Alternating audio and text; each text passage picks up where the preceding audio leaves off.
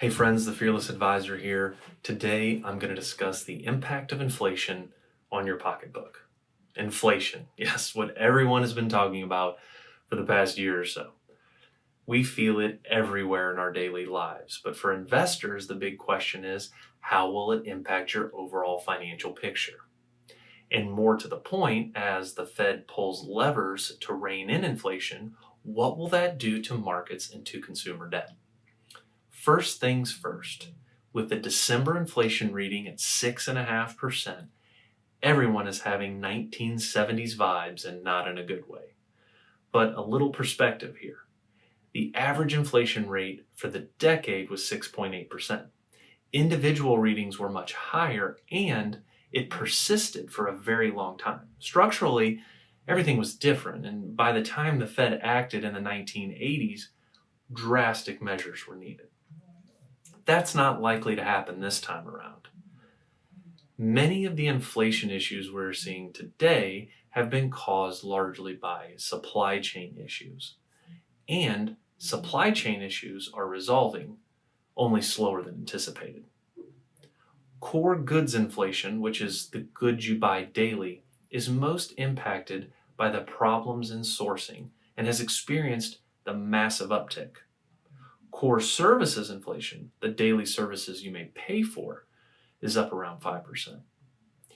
This means that a return to normalcy will not necessarily bring inflation down rapidly. The Fed has stated its intentions to continue their hawkishness on inflation. In practice, that means reversing the measures it put in place early in the pandemic to make it easy for businesses and consumers to get long-term loans. This is the first step.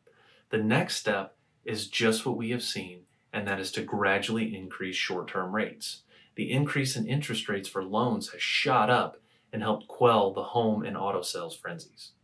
Are there financial moves you should be making as the Fed changes continue? Of course. If you're carrying credit card debt or have availed yourself of a new card that came with an introductory period of no interest charges, it will soon be time to pay the piper. Reduce balances now, or at the very least, increase savings so you can pay them when rates continue to go up. 2, if you are sitting on large sums of cash for your emergency fund or a short-term goal, transfer this money to a high-yield savings account.